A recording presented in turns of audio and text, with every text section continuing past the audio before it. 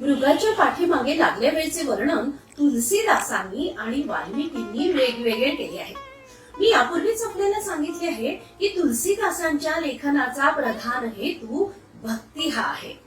तेव्हा ते असे म्हणतात की मृगाचे रूप घेतलेला मारीच सारखा सारखा मागे वळून रामाकडे पाहत होता, कारण त्याच्या हातून मृत्यू येणार हे तर खरेच. तेव्हा मरणापूर्वी रामस्वरूपी परमेश्वराचे ध्यान दोन्ही नेत्रांवाटे आपल्या हृदयात जितके साठवून घेता येईल तितके घ्यावे. वाल्मिकी असे म्हणतात, रामाने बाण काढलेला पाहून मारीचला वाटले की रामाचा बाण फुकट जाणे शक्यच नाही, तर मरता मरता स्वामी कार्य करून तरी घ्यावे, म्हणून तो रामाच्या स्वरात सीतेला व रामाला साथ घालतो. म्हणजे यावरून दोन लेखकांच्या मूल हेतू कसे भिन्न आहेत हे आपल्याला लक्षात येते. काल मी सांगितल्याप्रमाणे मारीचाने रामाच्या स्वरात मारलेली हाक ऐकून सीतेच्या हृदयाचा थरकाप झाला. अनिष्टाच्या आशंकेने तिचे प्राण कासावीस झाले. ती लक्ष्मणाला म्हणाली, भाऊजी, तुम्ही शक्य त्या वेगाने नाथांच्या मदतीला जा, ते फार मोठ्या संकटात सापडले आहेत. सीतेच्या या विनविणीच्या भाषणावर लक्ष्मण शांतपणे म्हणाला, वहिनी, तुम्ही घाबरू नका. रामचंद्रांच्या केसालाही धक्का लावण्याचे सामर्थ्य कुणाच्या अंगी नाही. हा त्या राक्षसाचाच काहीतरी मायावी डाव असावा. असे बोलून लक्ष्मण स्वस्थ राहिला. सीतेने त्याला जाण्याकरिता सांगावे आणि परोपरीने तिची समजूत घालावी. पण सीतेची समजूत काही केल्या पटेना. दुःख संतापाने थरथर कापत ती लक्ष्मणाला म्हणाली, भाऊजी, आजपर्यंत रामांची इच्छा पूर्ण करण्यासाठी तुम्ही सतत तत्पर असत. आज तर त्यांना संकटाच्या वेळी मदतीची हाक मारूनही तुम्ही त्यांना सहकार्य करत नाही आहात. मला वाटते आपल्या मनात काहीतरी विपरीत हेतू उत्पन्न झाला आहे. या बाबतीत आपण सीतेला दोष देतो. कित्येक रामायणात असे दाखवले आहे की सीतेने लक्ष्मणासारख्या सत्पुरुषाचा छळ केला. त्याचे प्रायश्चित्त म्हणून रावणाने तिला चोरून नेले. मला आपल्याला असे सांगायचे आहे की जिथे जिथे अत्यंतिक प्रेम असेल तिथे तिचे स्त्रीचे मन हे अतिशय भित्रे बनते. एरवी कितीही खंबीरपणे असणारी स्त्री प्रेमाच्या ठिकाणी दुबळी बनते. आपल्या मुलांच्या बाबतीत प्रत्येक मातेनं हा विचार करून पाहावा. मुलाला बाहेरून यायला जर उशीर झाला की शत्रूच्या देखील मनात येणार नाही अशा शंका तिच्या मनात यायला लागतात. याच रीतीने ज्या स्त्रीचे आपल्या पतीवर अतिशय प्रेम आहे तो प्राण संकटात असताना सतत त्याच्या छायेसारखा वावरणारा धीर मदतीला जात नाही. हे पाहिल्यावर त्या स्त्रीच्या मनात विकल्प आल्यापासून कसा राहील बरं. सीतेच्याही मनात तो आला आणि तिने तसा बोलूनही दाखवला. वर ती असे म्हणते की भाऊजी, त्या भरताने तर तुम्हाला काही सांगितले नाही ना. मनुष्याचे मन एकदा का शंकित झाले म्हणजे मग त्याच्या मनात नाही ते विचार यायला लागतात. सीतेच्या वाटेला भरतानेच तर याला पाठवले नसेल ना अशी शंका मनात आली. आजवर तुम्ही जे आमच्या बरोबर राहिलात ते या संबंधीची वाट पाहत थांबला होतात की काय, आणि आज तशी संधी सापडल्यामुळे आपण तिचा लाभ घेण्याचा विचार करत असाल तर मी निक्षून सांगते की मी तुमच्या समोर या शिळेवर मस्तक आपटून प्राण देईल, पण ही सीता जिवंत तुमच्या हाती लागणार नाही. सरळ हृदयी प्रेमळ लक्ष्मणाने अंतःकरण अगदी पिळवटून निघाले. हो, घायाळ झाले. त्याचा नाईलाज झाला. तिच्याकडे न पाहता संयमित स्वराने तो म्हणाला, मी रामांना सहाय्य करणार आहे. मी जातो, पण तुम्ही मात्र कुटीच्या बाहेर येऊ नका, सावधानतेने राहा. असे बजावून लक्ष्मण धनुष्य बाण घेऊन चालू लागला.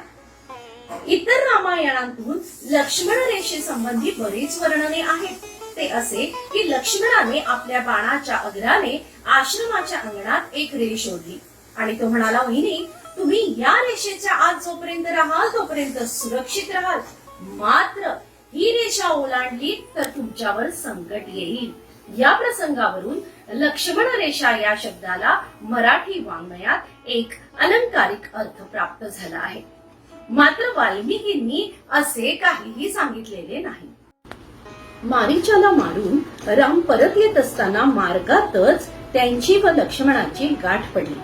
लक्ष्मणाला समोर पाहताच रामांना खूप राग आला. ते आपल्या कनिष्ठ बंधूला खूपच रागवून बोलले. मला वाटते सबंध आयुष्यात लक्ष्मणावर रामांनी रागवण्याचा एवढा हा एकच प्रसंग असावा. पण ज्या लक्ष्मणाने एवढ्या निष्ठेने आजवर रामांची सेवा केली त्याला त्यांनी इतके टाकून बोलावे, हा प्रश्न मात्र उपस्थित होतो. पण राम इतक्या कडकपणे का बोललेत त्याला कारणही योग्यच होते. पर्णकुटीतून बाहेर पडताना रामाने त्यांना बजावून सांगितले होते की पंचवटी हा आश्रम राहिला नसून ते रणांगण झाले आहे. इथे पडलेल्या 2 पक्षांपैकी राम पक्षाचे सेनापती राम आणि लक्ष्मण सैनिक आहे.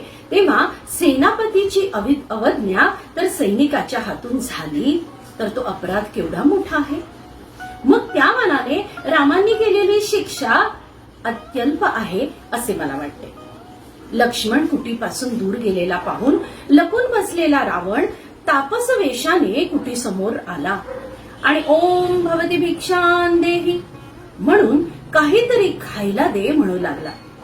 सीता आत जाऊन त्याच्याकरिता फळे व कमंडलूतून पाणी घेऊन आली.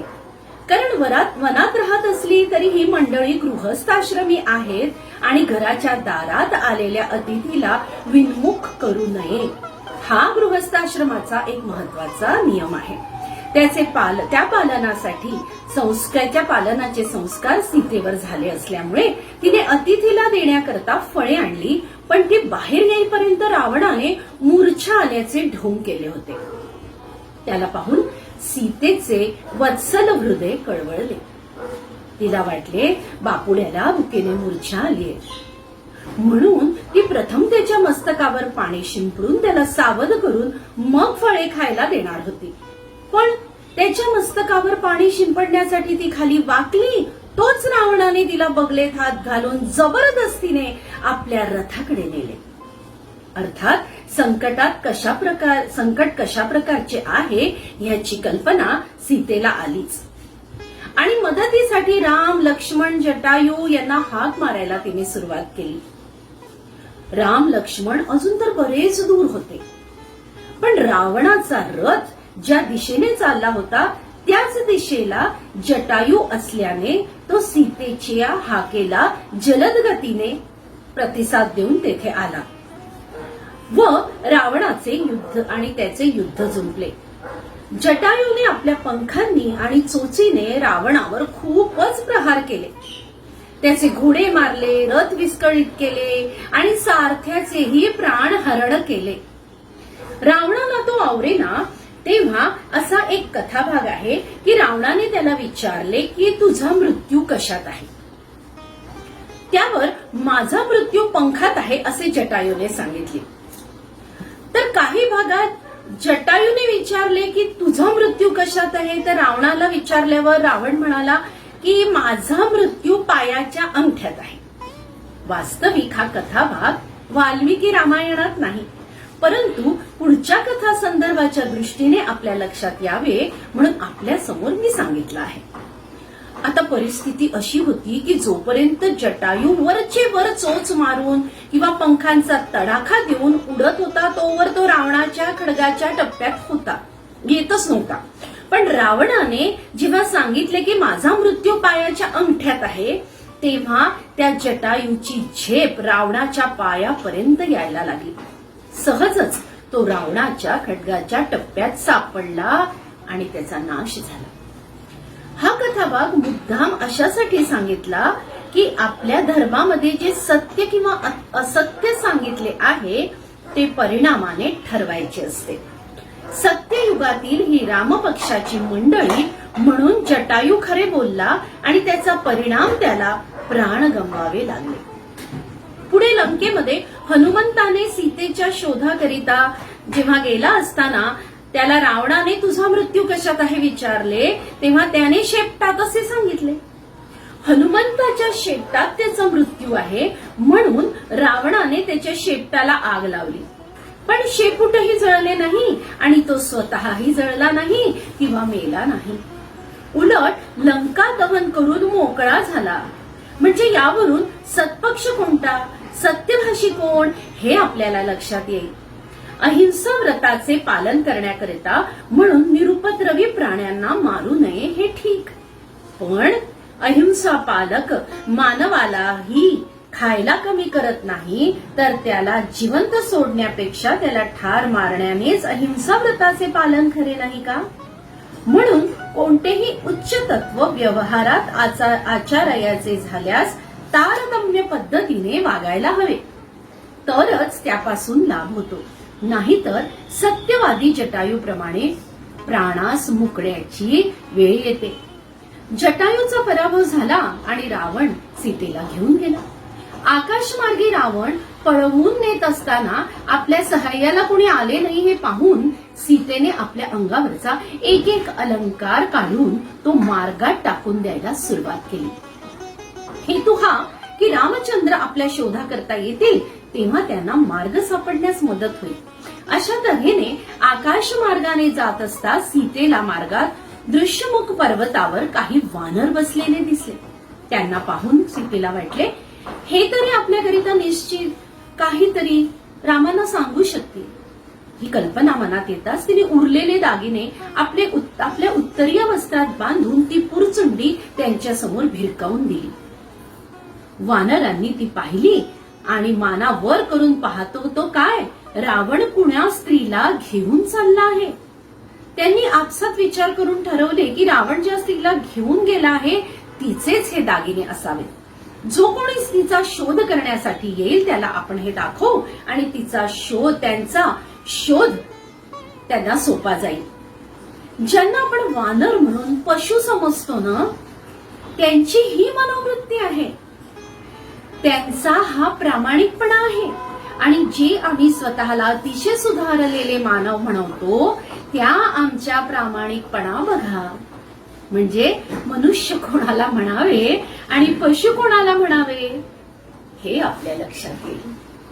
रावण सीतेला लंकेत घेऊन आला. त्यानंतर वाल्मिकींनी रावण व सीता यांचा संवाद दाखवला आहे.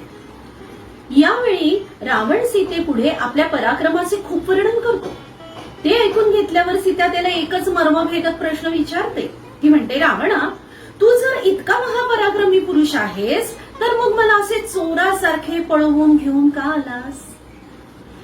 रामांच्या समोर त्यांच्याशी युद्ध करून मला जिंकून आणण्याचे धैर्य नव्हते का तुझ्यात? रावण परोपरीने तिचे मन वळवण्याचा प्रयत्न करत असतो.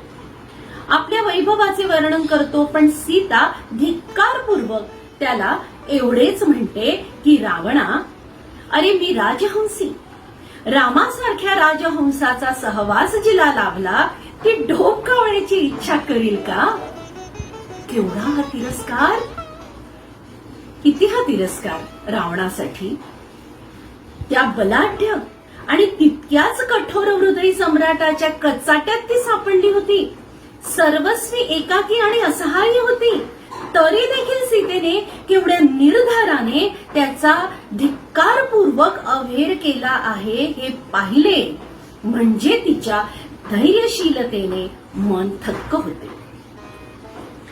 रावणासारख्या अशा परिस्थितीत असे उत्तर द्यायला मनाचे केवढे सामर्थ्य हवे याचा आपण विचार करा.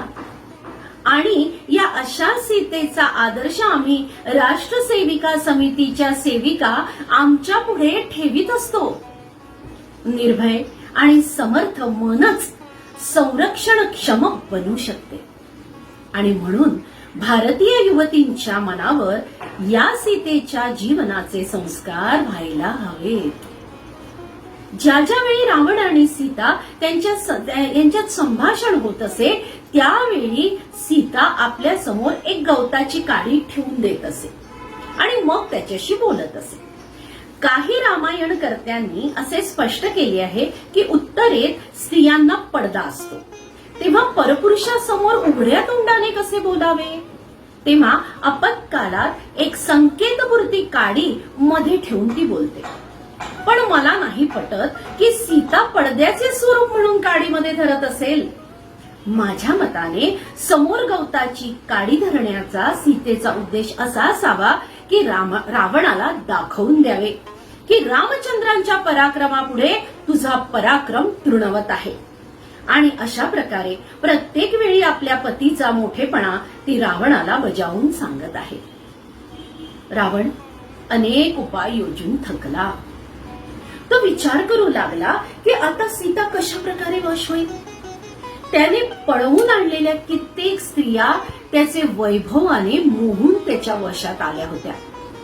सीतेवर त्याने तो प्रयोग करून पाहायचे ठरवले.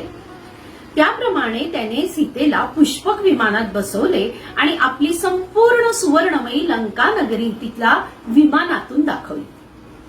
नाना तऱ्हेचे रत्न व अलंकार भूषणे दाखविली, पण सीता वैभवाला थोडीच वाढणार होती. कोणत्याही उपायाने सीता वश होत नाही हे पाहून रावणाने तिला अशोकवनात नेऊन त्रिजटा नावाच्या राक्षसीच्या स्वाधीन केले आणि तिला सांगितले, 1 वर्षाचा अवधी मी तुला देतोय.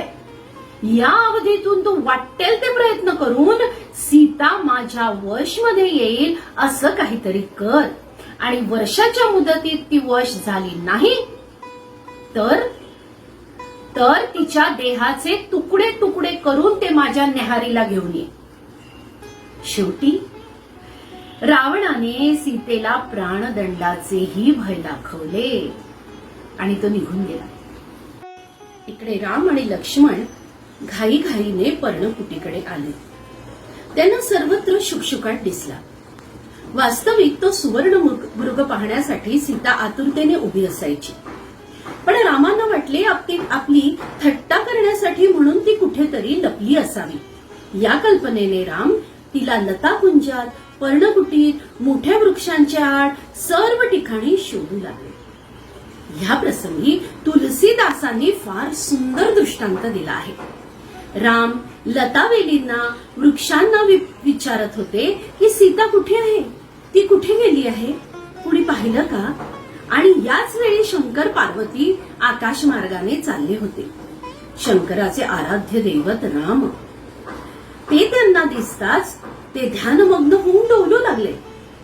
काही बोले ना. तेव्हा पार्वतीला फार नवल वाटले. आतापर्यंत बोलणारे शंकर एकदम गप्प कसे झाले. तिने विचारले तेव्हा शंकर म्हणाले, माझे परमदैवत जो दशरथी राम, त्याचे दर्शन झाल्यामुळे मी आनंदात डोलायला लागलो आहे.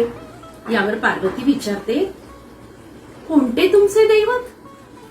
तो राम ज्याची पत्नी रावणाने चोरून नेली म्हणून तो रडतो आहे, दुःखाने विव्हळ होतो आहे, तो राम तुमचे परमदैवत. त्यावर शंकर म्हणतो, तू अज्ञ आहेस. या क्षणी भुरळ पाडून दाखव बरं. शंकर म्हणाले, तुला योग्य वाटेल ते कर. नंतर पार्वतीने सीतेचे रूप धारण केले आणि ती रामांच्या समोर येऊन उभी राहिली. लक्ष्मणाला वाटले सीता समोर दिसते आणि राम असे काय हे सीते म्हणून विलाप करताहेत. तो म्हणाला, ही काय सीता भरजरी पिवळे वस्त्र नेसून आपल्या पुढे उभी आहे. त्यावेळी असीम मनस्ताप आवरून रामांनी पार्वतीला, माते तुला वंदन असो असे म्हणून वंदन केले, कारण शंकर हे रामाचे दैवत. तेव्हा गुरुपत्नी म्हणजे माता हे जाणून रामांनी तिला वंदन केले व महादेवाचे कुशल विचारले. म्हणजे ही परस्त्री आहे एवढेच नव्हे तर ती कोण आहे हे सुद्धा रामाने ओळखले होते. तेव्हा मात्र पार्वती खजील झाली आणि रामांना आशीर्वाद देऊन ती शंकराजवळ गेली. त्यांनी काय घडले असे विचारताच ती म्हणते, माझा तुमच्या म्हणण्यावर विश्वास नव्हता असं थोडीच आहे. मी सहज त्यांची परीक्षा पाहिली हो. म्हणजे इतर रामायणकर्त्यांनी स्त्रियांचा स्वभाव लक्षात घेऊन या घटना लिहिल्या असाव्यात. पार्वती सांगते की मी परस्त्री आहे हे त्यांनी ओळखले, पण मी कुणाची कोण हेही ओळखले. ह्या घटनेनंतर शंकरांनी त्या सतीचा पत्नी म्हणून अंगीकार केला नाही. कारण ते म्हणाले मी रामाला पिता मानतो, तेव्हा सीता ही माझी माता आणि त्या मातेचे स्वरूप तू काही काळ का होईना धारण केल्यामुळे मी तुला माते समान मानतो आणि आता पत्नीच्या स्वरूपात मी तुझा अंगीकार करू शकत नाही. भारताचे हेच मोठे संस्कार आहेत. इकडे राम सीतेचा शोध करीत चालला असताना मार्गात जटायू मरणोन्मुख अवस्थेमध्ये त्या रामलक्ष्मणांना दिसला. त्याचा सर्व वृत्तांत रामांनी सांगितला आणि तो म्हणाला, रामा, मजकडून तुझे कार्य झाले नाही. मी तुला तिच्याबद्दल काही सांगू शकलो नाही. आता माझे प्राण जाऊ पाहतायत आणि त्यानंतर माझा मृत्यू यावा. रामाने त्याचे अर्धदैहिक सुद्धा आटोपले आणि पुढचा मार्ग धरला. मार्गामध्ये कबंध राक्षसाची भेट झाली. कबंध राक्षसाने मरणोत्तर राक्षस देह टाकून दिव्य देहाने स्वर्गात जाता जाता रामाला सीतेचा पत्ता सांगितला. त्याने असेही सांगितले की जाता जाता मतंग ऋषीच्या आश्रमात त्यांची शिष्य शबरी आहे, तिला दर्शन देऊन जा, कारण फार काळ ती तुमची वाट पाहत बसलेली आहे. तसेच पुढे दृश्यमुख पर्वताच्या सुग्रीव नावाच्या वनराजाचा तोही तुमच्यासारखा समदुःखी आहे. त्याचेही राज्य व पत्नी त्याच्या भावाने हरण केली आहे. तेव्हा त्याची व तुमची मैत्री झाल्यास तुमचे एकमेकास सहाय्य होईल. कबंधाच्या सांगण्याप्रमाणे रामलक्ष्मण पुढे निघाले आणि मतंगाच्या आश्रमात आले. आपल्या समोर हे कथानक असे आले आहे की रामांनी शबरीचा उद्धार केला. पण वाल्मिकी रामायणात असे वर्णन आहे की कित्येक वर्षे रामाच्या दर्शनार्थ आतुर होऊन वाट पाहत बसलेली ही शबरी राम समोर आल्यावर त्याला म्हणते, हे रामा, मी माझ्या तपस्येने आणि सेवेने दिव्य लोकांची प्राप्ती करून घेतली आहे. तेव्हा तुझ्याजवळ मला काहीही मागायचे नाही. माझी एवढीच इच्छा आहे की तुझे रूप डोळ्यांनी पाहत पाहत पाहत मी देहत्याग करावा. म्हणून तू माझ्या समोर असा उभा राहा. आणि त्या शबरीने स्वतःच्या देहात अग्नी उत्पन्न करून रामाचे रूप पाहत पाहत देहाचे भस्म केले. म्हणजे शबरीने स्वतःचा उद्धार स्वतःच केला. म्हणजे माणूस स्वतःचा उद्धार अगर नाश करू शकतो, दुसरे कोणीच ते करू शकत नाही. शबरी हे रामायणातील एक आदर्श व्यक्तिचित्र आहे. आज पावलोपावली आपण साधनांच्या अभावी अडून बसतो आणि हे नाही म्हणून ते नाही म्हणून आपण सतत रडगाणे गात असतो. आपल्या समोर शबरीचे चित्र ठेवले म्हणजे कोणत्याही साधनांवाचून एक सामान्य व्यक्ती जीवनातले श्रेष्ठतम ध्येय कसे साध्य करू शकते हे आपल्याला ध्यानात येईल. शबरी ही धनगराची मुलगी. तिला न शिक्षण न संस्कार, निसर्ग निर्मित निरागस रानफुलासारखे तिचे जीवन. या छोट्याशा मुलीचे लग्न ठरले आणि तिने पाहिले की आपल्या अंगणात खूप शेळ्या बांधल्या आहेत. तिने आपल्या आईला विचारले, त्यावरून तिला कळले की त्या लग्नाकरिता म्हणून कापल्या जाणार आहेत. तिचे इवलेसे मन कळवळले. पण तो कळवळा काही सामान्य नव्हता, एक क्षणिकुमाळा नव्हता. त्याचे मूळ फार पक्के होते. तिने मनात ठरवले, इतक्या गरीब जीवांची हत्या होणार असेल तर आपले लग्न न झालेलेच बरे. आणि ती घरातून निघून गेली. तिने तापसांचे, ऋषींचे जीवन पाहिले, त्यांच्या शिष्यांचे जीवन पाहिले. तिला वाटले, मला नाही का असे जीवन जगता येणार. आणि तिने त्याचा ध्यास घेतला. आपल्या सेवा वृत्तीने आणि निष्ठामय भक्तीने तिने मतंग ऋषींचे शिष्यत्व संपादन केले आणि प्रत्यक्ष प्रभू रामचंद्र प्रसन्न झाले असताना ती म्हणते, रामा, मला काही नको. माझ्या तपश्चर्येने मला हवे ते मिळवले आहे. इतक्या विस्ताराने शबरीची गोष्ट मी आपल्याला का सांगितली? तर आज सरकारी पातळीवरून, सामाजिक पातळीवरून दलित समाजाच्या उत्कर्षासाठी प्रयत्न होत आहेत. परंतु त्या समाजाला केवळ आर्थिक सहाय्य करून भागणार नाहीये, तर त्या समाजावर चांगले संस्कार झाले पाहिजे. असे संस्कार आणि दृढ जीवननिष्ठा यांच्या योगानेच मनुष्याचा उत्कर्ष होऊ शकतो. दुसऱ्याने कितीही सहाय्य केले तरी स्वतःला तळमळ असल्या वाचून उन्नती होणार कशी? उलट कोणाचेही सहाय्य नसताना आणि साधना अभावी शबरीने स्वतःचा आपला उद्धार केलाच ना, ही गोष्ट आपण कधीही विसरता कामा नये. शबरीने देहत्याग केल्यानंतर राम लक्ष्मणासह दृश्यमुख पर्वताकडे ते निघाले. पंपा सरोवरापाशी आल्यानंतर राम तेथे लक्ष्मणासह तीरावर एका वृक्षाखाली विश्रांतीकरिता बसले. पंपा सरोवराला लागूनच ऋष्यमुख पर्वताच्या शिखरावर वनराज सुग्रीव आपल्या 4 मंत्र्यांसह राहत होते.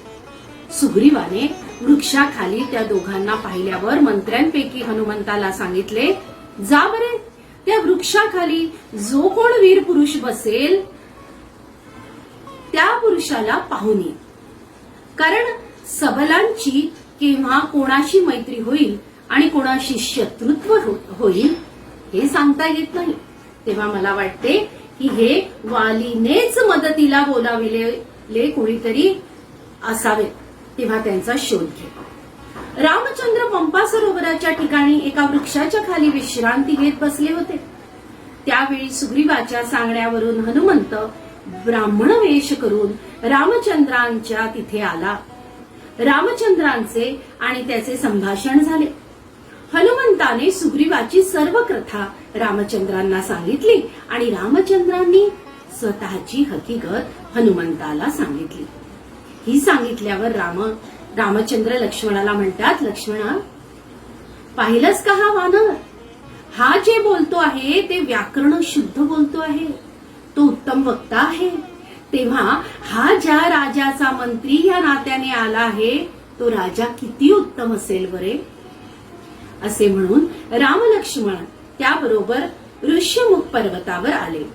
सुग्रीव व रामचंद्राची भेट झाली. दोघांनी एकमेकांना आपला वृत्तांत सांगितला. अग्नी समोर ह्या दोघांची मैत्री झाली. आपल्याला माहित आहे की ज्यावेळी आपण जिव्हाळ्याची नाती जोडतो त्यावेळी साक्षीदार अग्नीलाच ठेवतो. हा अग्नी साक्षीदार का ठेवायचा? तर तो कलिमलाचे दहन करणारा आहे. मैत्रीच्या नात्यात, प्रेमसंबंधात उत्कर्ष करणारा आहे. जे काही किल्मेश, हिणकस निर्माण होईल ते नाहीसे करण्याचे सामर्थ्य या अग्नीच्या ठिकाणी असल्यामुळे प्रेमसंबंधांच्या वेळी अग्नी साक्ष ठेवून त्या दोघांनी मैत्री केली व दोघांनी आता एकमेकांना उपयोगी पडायचे असे ठरवले.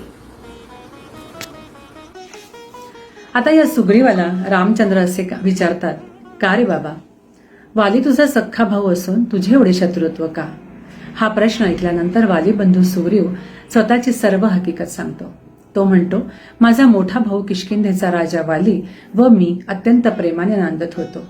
पण वाली हा अत्यंत पराक्रमी असल्याने त्याच्या पराक्रमाची वार्ता दुंदुभी दैत्याच्या कानावर गेल्यानंतर त्याच्या मनात वालीशी द्वंद्व करायची इच्छा निर्माण झाली व म्हणून द्वंद्वाला आव्हान देण्यासाठी त्याच्याकडे तो दैत्य आला. माझ्यासारख्या पराक्रमी मनुष्याला तो द्वंद्वाला आव्हान करतो आहे म्हणून अत्यंत अभिमानाने ताठ झालेला हा वाली त्याच्या आव्हानाचा स्वीकार करून त्याच्याशी द्वंद्वाला सुरुवात करतो. दोघांचेही द्वंद्व झाले. त्यात वालीने त्या दुंदुभी दैत्याचा नाश केला आणि त्याला मृत्यू आला. अत्यंत क्रोधवश झालेल्या त्या वालीने दुंदुभी दैत्याचे प्रेत लाथेने आकाशात उडविले.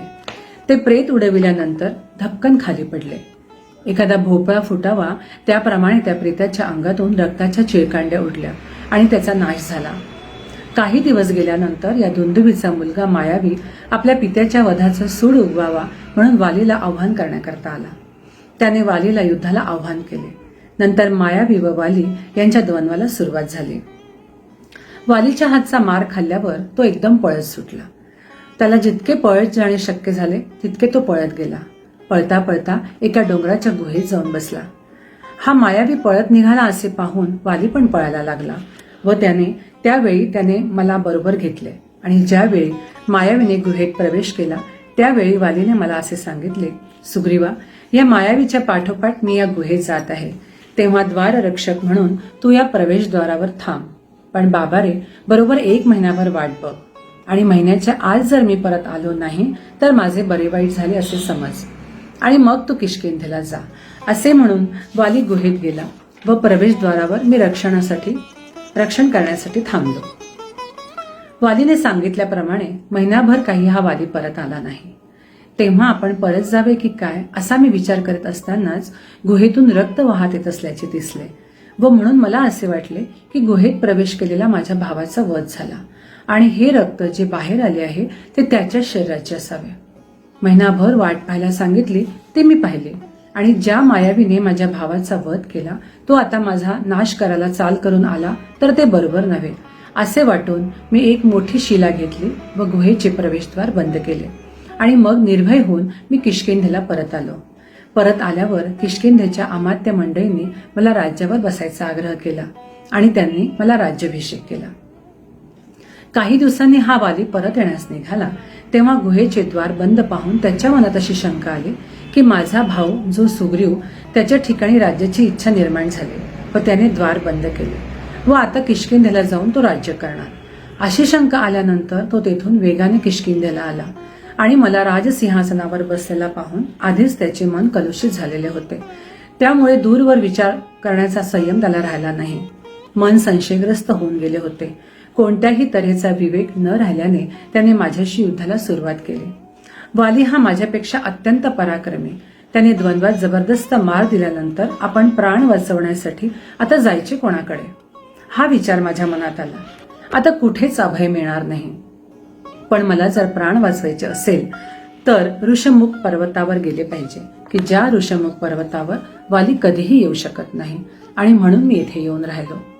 हे ऐकून रामचंद्र म्हणतात, का रे बाबा, वाली एवढा पराक्रमी, तुमच्या वानर राज्यातच हा ऋषमुख पर्वत आहे. असे असून वाली का बरं येथे येत नाही? त्याला येथे कसली भीती वाटते? असा प्रश्न ऐकून सुग्रीव म्हणतो की ज्यावेळी दुंदुभी राक्षसाचे प्रेत या वालीने आपल्या पायाने आकाशात भिरकवले त्यावेळी दुंदुभी खाली पडला. त्याच्या शरीराच्या चिंधड्या झाल्या व त्यातून रक्ताच्या ज्या चिळकांड्या उडाल्या त्या चिळकांड्यातून काही रक्ताचे थेंब ऋषमुख पर्वताच्या पायथ्याशी असलेल्या मतंग ऋषींच्या आश्रमात ऋषी सूर्याला अर्ध देत असताना त्यांच्या अर्ध देणाऱ्या हातात पडले. म्हणून मतंगांना राग आला. ते म्हणाले की हे अशुद्धाचे शिंतोडे कोणी उडवले? कुठल्या पाप्याचे कर्म आहे हे? माझ्या आश्रमापासून 2 योजने आज जर हा पापी आला तर त्याचे मस्तक तुटल्याशिवाय राहणार नाही. असा ऋषींनी शाप दिला व म्हणून वाली या पर्वताकडे फिरकत नाही व म्हणूनच मी इतका निर्भय आहे. मला राज्यातून हाकलून दिल्यावर मी पराभव पाहून ऋषमुख पर्वतावर आलो तेव्हा माझी पत्नी जिरुमा तिला वालीने ठेवून घेतली आणि बायको या नात्याने तो तिचा सांभाळ करीत आहे. मला राज्यही नाही आणि बायको पण नाही. आपल्या पत्नीचे देखील अपहरण झाले आहे. तेव्हा आपण समदुःखी आहोत आणि मित्र झालो असल्यामुळे एकमेकांना उपयोगी पडायचे आहे. पण हे सर्व तुमच्याशी बोलताना मला असे वाटते की माझा जो भाऊ आहे ना तो अतिशय पराक्रमी आहे. अहो, काय सांगावे त्याच्या पराक्रमाचे वर्णन. त्या दुंदुभी दैत्याचा प्रचंड देह त्याने सहज लीलेने उडविला. इथे रामाच्या सामर्थ्याबद्दल सुग्रीवाच्या मनात शंका निर्माण झाली आहे की राम कसा काय वालीच्या सामर्थ्याची बरोबरी करू शकेल. आणि ही शंका प्रदर्शित केल्याबरोबर रामचंद्रांनी त्याला दुंदुभीचे प्रेत पायाच्या अंगठाने उडवून दाखवले. तेवढ्याने शंका निरसन झाले नाही. तेव्हा सुग्रीव म्हणतो, रामा, ज्यावेळी वालीने हे प्रेत भिरकावले त्यावेळी ते ताजे होते आणि जड पण होते. आता बरेच दिवस झाले असल्या कारणाने ते थोडे हलके झाले आहे म्हणून तुम्ही ते भिरकावू शकला असाल. मनुष्य हा कितीही श्रेष्ठ झाला तरी त्याला नम्रता धारण करावी लागते. आपला हेतू साधण्याकरता रामचंद्र पुन्हा विचारतात, आणखी तुझा वाली काय काय करत होता? असे विचारल्यावर सुग्रीव म्हणतो, ऋषमुख पर्वताच्या बाजूला जे 7 तालवृक्ष आहेत त्यापैकी एकावर वालीने बाण मारला तर तो 7 झाडांना छेदून आरपार निघून जातो. इतके त्याच्या मनगटात सामर्थ्य आहे. असे म्हटल्यावर रामचंद्रांनी धनुष्याला बाण लावला आणि तो बाण एका तालवृक्षावर मारला. ज्याप्रमाणे वालीचा बाण आरपार निघून जात असे त्याप्रमाणे रामचंद्रांचा बाण देखील आरपार निघून गेला. तेव्हा सुग्रीवाला असे वाटायला लागले की हे राम माझी वालीपासून मुक्तता करतील. रामचंद्र सुग्रीवाला म्हणतात, हे सुग्रीवा, तुझे माझे आता मित्राचे नाते झाले आहे आणि म्हणून आजपासून तू मला माझ्या धाकट्या भावासारखा आहेस. मला आपल्याला या गोष्टीतून या प्रसंगाने लक्षात आणून द्यायचे आहे की रामचंद्रांनी वालीचा वध केल्यावर किष्किंधेचे राज्य सुग्रीवाला ज्यावेळी प्राप्त झाले त्यावेळी सुग्रीव रामाला म्हणतो, रामा, हे राज्य तुमच्या पायावर वाहिलेले आहे आणि आजपासून मी तुमचा मंत्री. स्वामी फक्त तुम्ही, आम्ही मात्र सेवक. सुग्रीवाने स्वतःच्या खुशीने राज्य रामाला दिले, पण खुशीने दिलेले राज्य सुद्धा रामाने काही आपल्या अयोध्येला जोडून घेतले नाही, तर तेथे सुग्रीवाची स्थापना करून स्वामित्व सुग्रीवालाच दिले. सर्वसाधारणपणे आपण व्यवहारात असे पाहतो की एखाद्या अडचणीच्या वेळी एखादी व्यक्ती जर उपयोगी पडली तर त्या व्यक्तीचे आपल्याला किती उपकार वाटतात आणि ते उपकार व्यक्त करण्याकरता आपण काय शब्दांची योजना करतो. आपण म्हणतो, अगदी देवासारखा धावून आलास बरं आणि माझी अडचण निवारलीस. अहो, अगदी सामान्य घटना असली तरी देवा इतके उपकार वाटायला लागतात. मग ज्याच्या जीवनात पारतंत्र्य आलेले होते, स्वतःची स्त्री सुद्धा स्वतःजवळ राहिलेली नव्हती आणि ती ज्याने पराक्रमाने प्राप्त करून दिली त्याच्याबद्दलचा असणारा जो आदरभाव आहे तो व्यक्त करण्यासाठी सुग्रीव पायाशी बसला तर त्यात जीत व जेता ही भावना असू शकते का? सुग्रीवाला सहज प्राप्त झालेली नम्रता या प्रसंगातून आपल्याला दिसून येते. अशा परिस्थितीत रामचंद्रांनी सांगितले की तू मला लक्ष्मणासारखा आहेस व भावाप्रमाणे असल्यामुळे मला प्रथम तुझी स्त्री मिळवून दिली पाहिजे. माझ्या स्त्रीच्या मुक्ततेकरता किंवा रक्षणाकरता यत्न करण्यापूर्वी आधी मी तुला मदत करणार व ते कार्य पार पडले म्हणजे तू माझ्या सीतेचा शोध करण्याकरता मला मदत कर. पुढे रामचंद्र त्याला असे म्हणतात की हे सुग्रीवा, या वालीमुळे तुला खूप त्रास झाला आहे ना, तर तू आता त्याला द्वंद्वाला आव्हान कर. हे ऐकून सुग्रीवाने वालीच्या दाराशी जाऊन द्वंद्वाला आव्हान केले. आव्हान दिल्यानंतर तो वाली द्वंद्वासाठी पर्वताच्या पायथ्याशी आला. दोघांचे युद्ध झाले. युद्धाला सुरुवात झाल्यानंतर झाले काय की सुग्रीव आधीच वालीच्या माराने बेजार झालेला असताना वालीने त्याच्या नाकावर जोराचा ठोसा मारला. त्यावेळी त्याच्या डोळ्यासमोर काजवे चमकले आणि तो रक्त ओकायला लागला. तुझ्या प्राणावर बेतले तर मी मदत करील असे रामचंद्रांनी सांगितले असून सुद्धा ते संरक्षणाकरता धावून आले नाहीत. म्हणून अत्यंत रागावलेला सुग्रीव रणांगण सोडून पळत पळत ऋषमुख पर्वतावर आला. आल्यानंतर रामचंद्र पण त्यांच्या पाठोपाठ आले. तेव्हा तो सुग्रीव रामचंद्रांना उद्देशून म्हणतो की तुम्ही वचन दिले की तुझ्या प्राणावर बेतील तर मी मित्र या नात्याने संरक्षणाकरता मदत करेल आणि असे प्राणावर बेतले असताना सुद्धा तुम्ही आला का नाहीत? हे ऐकून राम म्हणतात, हे सुग्रीवा, मी तुला मदत केली नाही तर तू व वाली अगदी सारखे दिसता. तुम्हा दोघात अत्यंत साम्य असल्या कारणाने मी तुला ओळखू शकलो नाही आणि अशा परिस्थितीत मी जर बाण सोडला असता व तो चुकून तुला लागला असता तर मित्र कार्य होण्याऐवजी मित्रघात झाला असता आणि म्हणून मी बाण मारला नाही. उद्या सकाळी पुन्हा त्याला आव्हान कर. कठीण परिस्थिती प्राप्त झाली असता मी मदतीला धावून येईल. तसेच रामचंद्र लक्ष्मणाला सांगत आहेत, या दोघांच्यात अतिशय साम्य असल्या कारणाने सुग्रीव ओळखता यावा म्हणून एक कृष्ण कमळाच्या फुलांची माळ याच्या गळ्यात घाल. दुसऱ्या दिवशी पुन्हा सुग्रीव वालीला युद्धाचे आव्हान करायला गेला. आरोळी ठोकून वालीला युद्धाला हाका मारल्यावर वाली पत्नी तारा समोर आली. आपल्या पतीला तिने अडवले व ती म्हणते की आज आपण युद्धाला जाऊ नका. काल आपण ज्याला एवढा जबरदस्त मार दिला तो आज पुन्हा आव्हान देतो आहे. त्या अर्थी त्याला कुणा महापराक्रमी वीराचे सहाय्य मिळाले असले पाहिजे. आतापर्यंत कधीही असे घडले नाही. मार खाल्ल्यावर कित्येक दिवस तो आपल्या वाटेला पण जात नाही आणि कालच हा प्रसंग घडला असताना आज ज्या अर्थी पुन्हा तो आमंत्रण करायला आला आहे तेव्हा कुणाचे तरी सहाय्य नक्कीच मिळाले आहे. दुसरी गोष्ट अशी की आपला युवराज अंगद हा हेर या नात्याने सगळीकडे हिंडत असताना त्याने अशी बातमी आणली आहे की राजा दशरथाचे 2 राजकुमार सुग्रीवाकडे आले असून त्यांची सुग्रीवाशी मैत्री झाली आहे. त्या वीर नरांचे सहाय्य त्याला लाभले आहे. म्हणून मी म्हणते की किती झाले तरी तो तुमचा भाऊच आहे. तेव्हा आज या द्वंद्वाला जाऊन ही आपत्ती ओढवून घेऊ नका. मला काही आजचा दिवस बरा दिसत नाही. हे सर्व तारेने सांगितल्यावर सुद्धा वाली म्हणतो, हे तारे, तू म्हणतेस त्याप्रमाणे तो राजा दशरथाचा मुलगा असेल तर त्याचा लौकिक असा आहे की तो समदर्शी आहे, सर्वांच्याकडे समभावनेने पाहणार आहे. आणि असे असल्या कारणाने ज्या रामाची मी काहीच खोडी केली नाही, काहीच त्रास त्याला दिला नाही, तो मला काय म्हणून मारेल? मला मारण्याचे काहीच कारण नाही.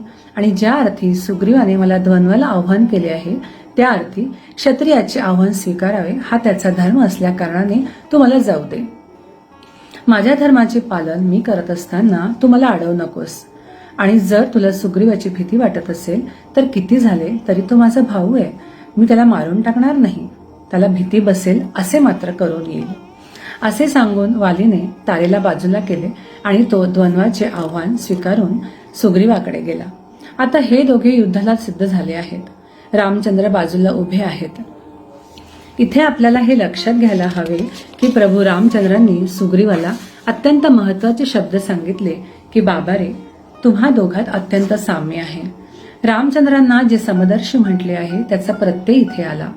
या समदर्शीचा अर्थ असा की आदले दिवशी पर्यंत ज्या ज्या वेळी वालीची गोष्ट निघत असे त्या त्यावेळी सुग्रीव म्हणत असे, वाली हा माझा सख्खा भाऊ असल्या कारणाने त्याची जी मित्रमंडळी आहेत तीच माझी आणि त्याचे जे आप्त आहेत ते पण माझे आहेत. म्हणजे आलाच समभाव. मित्राच्या संरक्षणाकरता मित्राचे जे आप्त त्यांनाही सहाय्य करणे ही समभावना. सुग्रीवाने मार खाल्ला तेव्हा परत आल्यानंतर तो वालीबद्दल रामचंद्रांना सांगतो, अहो कसला आला माझा भाऊ, हा तर माझा काळ आहे. समदर्शित्व येथेच संपते. रामचंद्र बाजूला येऊन उभे राहिले. वाली आणि सुग्रीव हे दोघे ऐन रंगात आले होते आणि प्राणांतिक हल्ला झाल्यानंतर अत्यंत विव्हल झालेल्या सुग्रीवाला पाहिले. मात्र बाजूला असलेल्या रामांनी तत्क्षणी बाण काढला आणि वालीच्या छातीचा नेम धरून बाण मारला. त्याबरोबर वाली धाड दिशी खाली पडला. इकडे तिकडे पाहतो तो राम दिसला तेव्हा खून करून रामांना जवळ बोलावतो. वाली रामांना म्हणतो, रामा, मला असे कळले की तुझी बायको ही रावणाने पळवून नेली असल्या कारणाने ती तुला परत हवी आहे, म्हणून तू सुग्रीवाशी मैत्री केलीस. पण बाबा रे, तुला माहित नाही माझा पराक्रम. या रावणाला मी काखोटीस मारून घरी घेऊन आलो होतो व माझा पुत्र अंगद याच्या पाण्याला खेळण्यासारखा टांगला होता. त्या रावणाला सीतेसह बांधून तुझ्यासमोर उभा केला असता. मला ही गोष्ट का सांगितली नाहीस? तेवढ्या करता का तू मला मारलेस? मी तुझा काय अपराध केला होता? कशा करता ही देहदंडाची शिक्षा केलीस?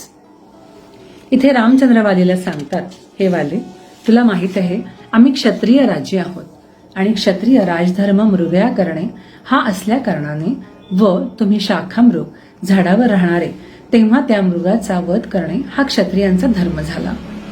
त्याला अनुलक्षून मी हा तुझा वध केलेला आहे. दुसरे असे की बाबा रे, तुला हे माहित आहे का की ब्रह्मदेवाने सृष्टी निर्माण केली आणि त्यानंतर या सृष्टीच्या रक्षणाकरता 4 लोकपाळ नियुक्त केले. त्यांच्यातील एक लोकपाळ मनु नावाच्या महर्षींकडे इकडचा भूभाग व अयोध्येकडचा भूभाग सांभाळायला आला आहे व मनुने तो भूभाग सांभाळायला आमच्या इक्ष्वाकू घराण्याकडे सोपवलेला आहे व आस्थागायत इक्ष्वाकू घराण्याने त्याचा सांभाळ केला आहे. राजा दशरथाच्या आज्ञेवरून हा सांभाळ चालला आहे. त्याच दशरथाच्या आज्ञेवरून आता अयोध्येचे राज्य माझा धाकटा भाऊ भरत करीत आहे आणि त्याच्या आज्ञेवरून या वनाचे राज्य मी पाहत आहे.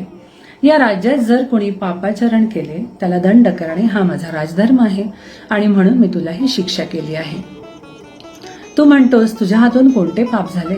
बाबा रे, तुझ्या धाकट्या भावाची बायको तू पळवून नेलीस व नुसती ठेवून घेतलीस असे नव्हे तर पत्नी या नात्याने तिला वागवतो आहेस. तुला माहित आहे का, धाकट्या भावाची पत्नी ही मुलीसारखी असते. स्वतःची कन्या सांभाळलेली कन्या, स्नुषा व धाकट्या भावाची बायको हे कन्यांचे प्रकार आहेत. तुझ्या धाकट्या भावाची बायको तिची इच्छा नसताना तू पत्नी या नात्याने सांभाळतो आहेस. हे जे पापाचरण तुझ्या हातून घडले त्याबद्दल ही शिक्षा तुला मी केलेली आहे. किष्किंधेला आल्यावर वालीवधाने रामचंद्रांनी एक फार मोठा राजकारणी डाव साधला आहे. एक तर वालीशी सख्य केल्यामुळे रावणाचे बळ वाढले होते. ते वालीचा वध करून रावणाचे निम्मे सामर्थ्य रामांनी खच्ची केले आणि दुसरे सुग्रीवाशी मैत्री जोडून एक राजसत्ता आपल्या पाठीशी उभी केली आहे. त्यावेळेचे जे राजकारण आहे, राजकीय परिस्थिती आहे, ती लक्षात घेतल्यानंतर एखाद्या दुष्टाचा अथवा दुष्टाच्या पक्षाचा संहार करावयाचा आणि सज्जनांचे रक्षण करावयाचे हा मुख्य हेतू सर्व घटनांच्या मागे आहे असे दिसेल. अमक्याने अमक्याला मारावे किंवा मारू नये असे नियम नाहीत असे म्हटले आहे. आणि असे म्हटले आहे की सापाचे पिल्लू बारीक आहे म्हणून दुर्लक्ष करू नये. शत्रू हा वयाने मोठा काय किंवा लहान काय याचा विचार नाही. तो शत्रू आहे ना, एवढेच एक कारण पुरे आहे त्याला मारायला.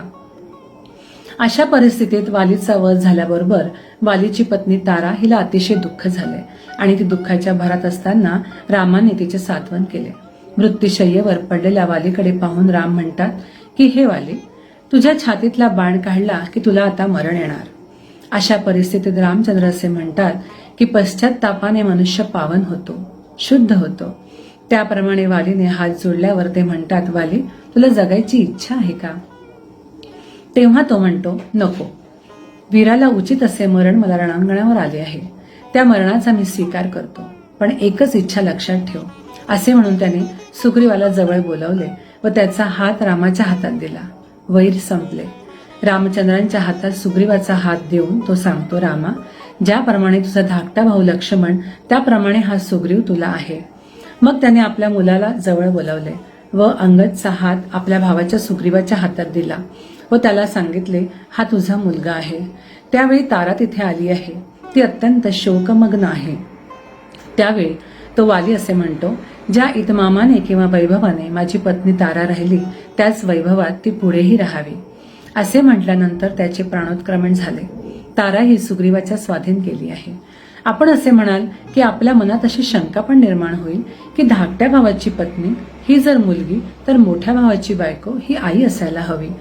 हे असे कसे घडले? इथे रामचंद्र असे म्हणतात की सुग्रीवाच्या पत्नीची वालीबरोबर राहण्याची इच्छा नव्हती, पण तारेची मात्र सुग्रीवाजवळ राहण्याची इच्छा आहे. आपल्याला असे लक्षात येते की तारा ही स्वतःच्या इच्छेने सुग्रीवाजवळ राहिली आहे व इथे यालाच महत्व आहे. शिवाय ती मंडळी आदिवासी आहेत, तेव्हा त्यांच्या चालीरीती वेगळ्या प्रकारच्या असल्याने त्यावेळी त्यांच्यात अशी प्रथा सुद्धा असावी.